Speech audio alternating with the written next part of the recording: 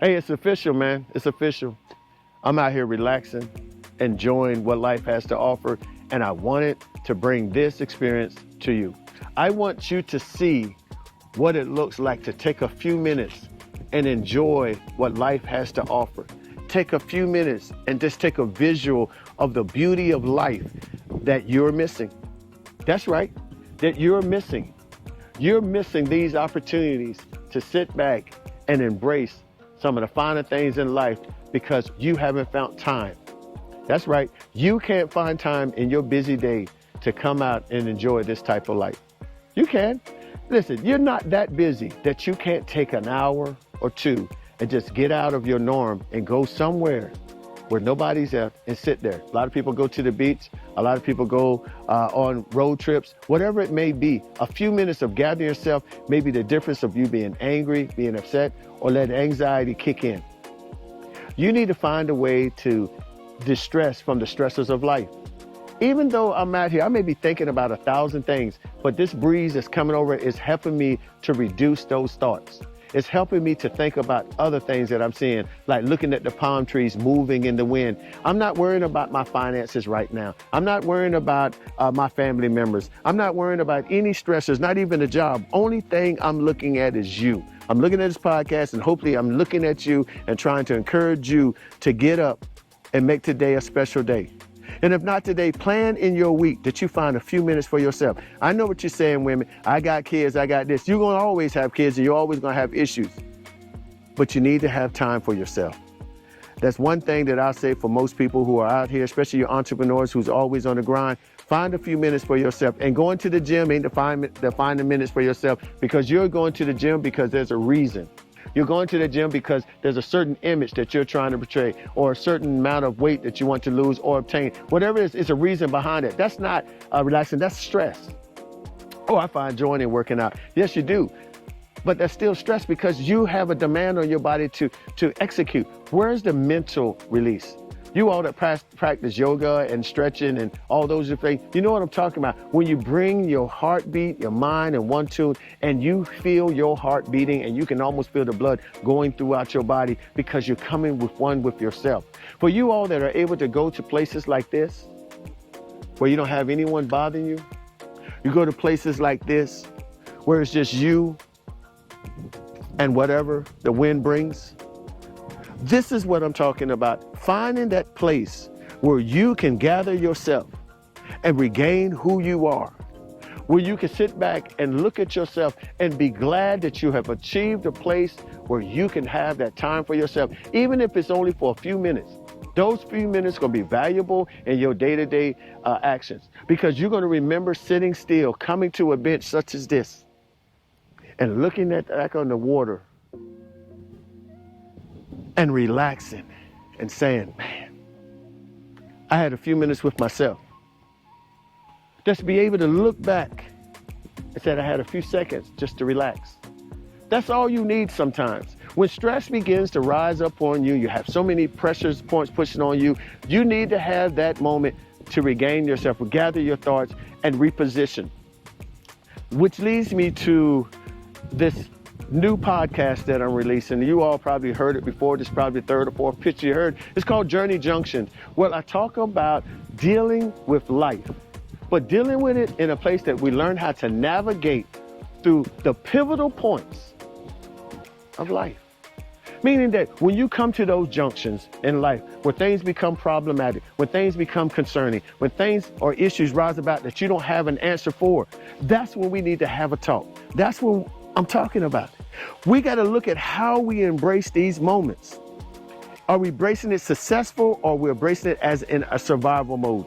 Meaning that we're just trying to make it through. We just want to get through the storm instead of preparing for the next day. Are we being proactive, or are we being retroactive or reactive?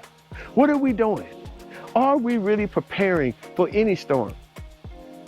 Or are we just waiting and say, you know what, I'm like a leaf in the wind. Wherever it carries me, I fall. And once I fall, I'll sit there and make the adjustment that is needed. How's that been working for you? I believe when we give our whole being to the issue, we lose complete control. And then without that control, then we're just wondering. frustrated, aggravated, and other things start to rise up because we didn't take charge or control over the situation. We let the situation control us. That's a dangerous place to be in, I would think. Or then we'll start leaning to other people for guidance and direction. And because of that, now we lose even more because now we give power to other people to control our outcome because we're having them to tell us how we should respond to the problems that we face. Let me explain something to y'all. Yeah, we have great counselors and people have been through a lot, but everybody who's been through a situation may not go through the same situation that you're going through, even though it looks similar, but they're not you. So that makes the difference. See, I don't care how you look at it. That situation can look the same for somebody. It could be identical for somebody, but the one common denominator is in there is you're not her or you're not him. And because of that change, that one little shift, you're going to have to go through your issue by yourself. And that's the only common denominator in this whole system is you and your situation. But as long as you sit there and allow people to sit there and tell you how you're supposed to respond, and you don't never take ownership for your own actions, you will always be sitting back wondering, what if you did this? What if you did that? Which leads me to the fact that I don't want you ever think that I'm bashing anybody from getting counseling from anyone. And I don't want you to think that I'm sitting up here talking about you're making ill-advised decisions by seeking counseling from other people. That's not what I'm saying.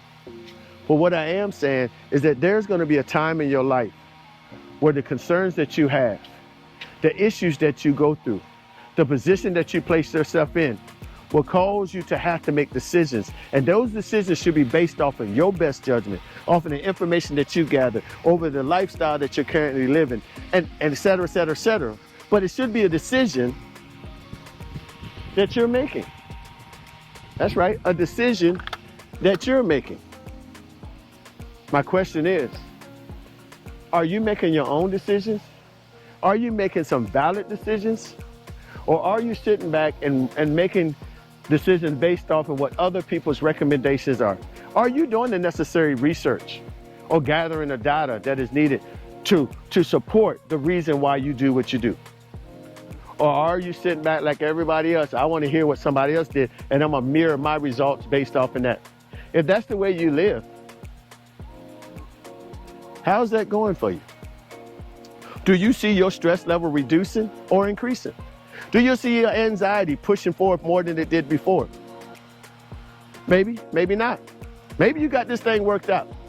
But what if you didn't? Would you be interested in having a little conversation with me, sitting down and let's talk about some possibilities, some actions could be taken, some preparation? And I would love to introduce my theory to why to you. That why is so phenomenal because it brings up the art of questions. Yeah, can't wait to talk to you about it. Matter of fact, I got it on the podcast to come. You probably want to tune into. Yeah, it's the power of the why. And it's a brief introduction of it.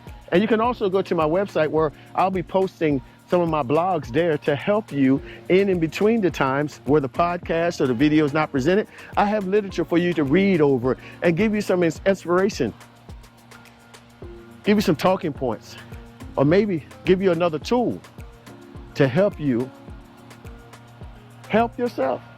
I believe in self-improvement. I believe in encouragement. I believe in strengthening. I believe in also defining a pillar approach to help us go forward. So I just wanted to show you as I'm walking through this area that I want to show you what you're missing out on if you yourself can't find time to enjoy some of the beauties that the world has to offer. I mean, you're so busy trying to do more when I'm trying to encourage you to not to be that busy and learn how to do less. What do you think about it? Hey, join me on the podcast, Journey Junction, where we can begin to talk about and strategize some techniques, some practices, best performance to help you and encourage you to be even stronger in the endeavors that you face in life. While together, I give you the support that is needed, or you support others to help them too reach those milestones in their life. So until we talk again, I'm Coach Jay and I'm out of here. Journey Junction, tune in. Peace.